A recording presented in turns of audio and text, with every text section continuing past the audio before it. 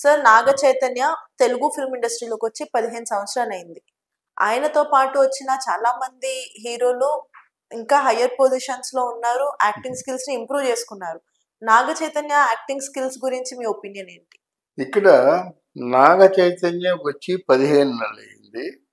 కానీ అక్కినేని వారి ఫ్యామిలీలో ఒక గొప్ప సెలబ్రేషన్ చేసుకోదగ్గ సందర్భం వచ్చింది. ఆ గొప్ప సెలబ్రేషన్ కారణం ఏంటంటే అక్కినేని నాగేశ్వరరావు గారు పుట్టి 100 సంవత్సరాలు అయ్యి. ఇది అక్కినేని నాగేశ్వరరావు గారి తాలూకు శత జయంత్యోత్సవ సంబరం. ఆ ప్రత్యేకత ఉంది. ఇక్కడ నాగేశ్వరరావు గారు అంటే ఏమిటి? ఆయన ఒక సోషల్ క్యారెక్టర్స్ని ఎలాగ మలుచుకొని యాక్ట్ చేయాలో తెలిసిన ఘనుడు. లేకపోతే ఎన్టీ రామారావు ముందు నాగేశ్వరరావు మాత్రం, ఆయన అందం ముందు నాగేశ్వరరావు ఉంటుందా? కానీ ఆయన అందగాడు అనిపించుకున్నాడు. నాగేశ్వరరావు గారు కూడా అందగాడు అనిపించుకున్నాడు. అలాగే నాగేశ్వరరావు గారు కూడా తన పర్సనాలిటీ తగ్గట్టు క్యారెక్టర్ని ఎంపిక చేసుకున్నాడు. ఎక్కడ అంటే ఆయన బెండ్ అయినట్టు కనబడదు. అలాగే పౌరాణిక పాత్రలకి పనికిరాడు అనుకొని మానేశాడు. అది కేవీ రెడ్డి గారు మరీ మరీ అర్జునుడు క్యారెక్టర్ వేయమని చెప్పాడని అర్జునుడు క్యారెక్టర్ వేశాడు అన్నమాట. అందువల్ల కొన్ని తన లోపాలు తను తెలుసుకొని నటించాడు కనుక నాగేశ్వరరావు గారు లోపాలని తెలుసుకొని నటించిన వ్యక్తి నాగేశ్వరరావు కదా. ఇప్పుడు మనం నాగ చైతన్య గురించి మాట్లాడుకోరు కదా.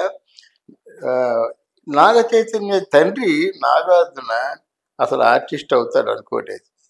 ముందు చూసినట్టు తక్కినేని నాగేశ్వరరావు గారిని చూసిన కళ్ళతో నాగార్జున చూస్తే ఏంటి ఇలా ఉన్నాడు, ఆ ముఖ్యేంటి మేస అనుకున్నారు మొదలు.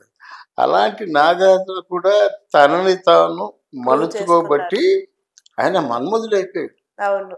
ఆడవాళ్ళ హృదయాల్లో మన్మధుడైపోయాడు అన్నమాట. కానీ చాలా బాగా మలుచుకున్నాడు. నాగార్జున యాక్ట్ చేసిన సినిమాలో శివ సినిమా పెద్ద ట్రెండ్ సృష్టించింది. అర్థమైందా? ఆ నాగార్జునకి ఒక ట్రెండ్ సృష్టించిన సినిమా శివ. ఇలాంటి సినిమాలు నాగ చైతన్య పడలే. విజయవాడ సినిమా తీశారు, ఏవో సినిమా తీశారు, కానీ ఆ రగ్గడ్నెస్ అగ్రెసివ్నెస్ ఉన్నటువంటి సినిమాలు నాగ చైతన్య పడలేదు. అదో పెద్ద లోపం.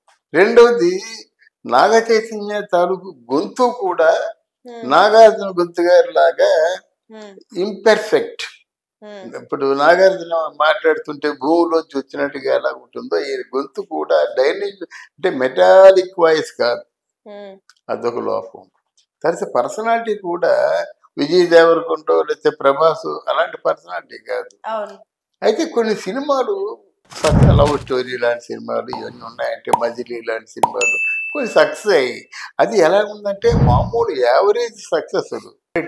టాక్ ఆఫ్ ద ఇయర్ అనిపించుకోలేదు. టాక్ ఆఫ్ ది మామూలుగా సీజనల్గా ఒక సినిమా సక్సెస్ అయింది అనిపించుకుంది. అయితే ఆయనకి రాసిచ్చే కథలు కూడా ఏ సినిమా కథ కూడా పనికొచ్చే కథ కాదు. ఇప్పుడు ఏదో సినిమా చేస్తున్నాడు, ఆ సినిమాలో కూడా రగ్గడ్గా యాక్ట్ చేశాడు. మరి ఎంతవరకు ప్రేక్షకుల తాలూకు అభిమానాన్ని చూరుకుంటాడో తెలియదు. నాగ చైతన్య జీవితంలో ఒక పెద్ద కెలామిటీ. ఇష్టపడి 7 సంవత్సరాలు ఇష్టపడి ప్రేమించి పెళ్లి చేసుకున్నటువంటి ఆ సమంతతో విడిపోవడం. బట్ నథింగ్ కాజ్, ఏ కాదు లేదు, మాట పెరిగింది. సోషల్ మీడియా వారు పుణ్యం కట్టుకున్నారు. ఆయన చెప్పాడు, ఆయన నాగ చైతన్య, నాయన మేము విడిపోయామంటే దానికి కారణం మీ తాలూకు పుణ్యమే అని చెప్పాడు. ఇప్పుడు నిజంగా సమంత ఏడుస్తుంది, కన్నీరు మున్నీరుగా ఏడుస్తుంది. అంటే ఫికిల్ మైండ్ తో తీసుకున్న నిర్ణయాలు జీవితాలు నాశనం చేశాయి అన్నమాట. ఆవిడ మాటలు కొన్ని మాటలు నేను చెప్తాను. చైతు ఎలా మర్చిపోయాను నన్ను, నువ్వు లేకపోతే ఎలా బతకగలనని అసలు నీకు ఒకసారి గుర్తు రాలేదా? ఇలాంటి ఉక్కిరి బిక్కిరైపోయి ఏడుస్తూ ఎందుకు చైతు ఇలా చేసావు, ఎందుకు ప్రేమించావు, నన్ను ఎందుకు ఇలాగ ఆశ పెట్టావు, ఇంత కఠినమైన నిర్ణయం తీసుకుంటావు అనుకోలేదని ఇలాంటి మాటలు వింటుంటే కళ్ళు చెమరుస్తాయన్నమాట. మరి ఆయనకి మనసులో ఉంటుంది కదా. నిశ్చితార్థం డేట్ వేసుకున్నాడు, నీ బోటి జర్నలిస్ట్ అడిగాడు, ఏమని ఈ సమంత తాలూకు నిశ్చితార్థం డేట్ కదా, మరి చెరిపేయచ్చు కదా అని అడిగింది ఆవిడ. మీకేమైనా ప్రాబ్లమా అన్నాడు. అలాగే సమంత కూడా సహజంగా ఆడపిల్ల పెళ్ళి అయినప్పుడేమో అత్తగారి తాలిబొట్టును కన్నగారి తాలిబొట్టు ఉంటుంది. అవును. అది ఇద్దరు డైవర్స్ అయిపోయిన తర్వాత ఉమ్, literal గా డైవర్స్ అయిపోయిన తర్వాత 2 వస్తువుల్ని తనతో పాటు దాచుకుంది. వాళ్ళ అత్తమ్మ లక్ష్మి ఉంది కదా, లక్ష్మికి అన్నీ ఇచ్చేసింది మాట. ఉమ్, మరి అదేంటిది ఆ 2 నీకేం ఎందుకు పనికొస్తాయి అంతమాట. ఇది నా పెళ్లి చీర ఇవ్వను, ఉమ్, ఇది మా అమ్మగారు పెట్టిన తాలిబొట్టు ఇవ్వను. ఉమ్, అంటే సెంటిమెంటల్ గా ఎంత ఆలోచిస్తుందో చెప్పడం కోసం చెప్తున్నాను అన్నమాట. అవును. అంటే ఇట్లాంటి పరిస్థితుల్లో వీళ్ళ లైఫ్లు ఎలా ఉంటాయమ్మా.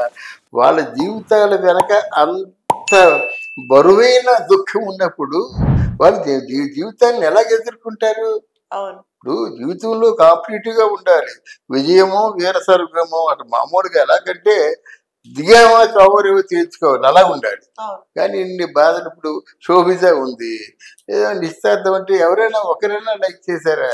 ఆ శోభిజ ఏంట్రా, సమంత అంటే సమంత మాకు చక్కగా క్యూట్ కపుల్ అందరూ అనుకుంటారు. అవును. ఇది సినిమాలకి ముందు చేయడం కష్టం ఆయన. అంటే ఆయన మనిషి కదమ్మా, ఆయనకి ఫీలింగ్స్ అవును. ఉంటాయి కదా. అవును. మిగతా వాళ్ళతో పోల్చకూడదు. ఓకే. తారక్తో పోలుద్దామంటే తారక్ జీవితంలో ఎన్నో అవమానాలు పడ్డాడు తెలుసా నీకు. ఆ, ఎన్టీ రామారావు గారి ఫ్యామిలీ ఆయనకేమో విలువేశారు, అవును. ఆ పట్టుదలతో వచ్చాడు. అలాగే అర్జున్ కూడా వచ్చారంటే దానికి కారణం అని తెలిసిన మనం మెగా పత్రిక చేరారనే మాటలే వచ్చాయి, కానీ తనకు ఒక ఇండివిజువల్ గా తనను గౌరవించడం లేదనేటువంటి ఆ కక్షపూరితమైన వాతావరణంలో దేనికైనా తెగించాడు. మంచి డాన్సరు, మంచి ఫైటర్ అనిపించుకున్నాడు. అవును.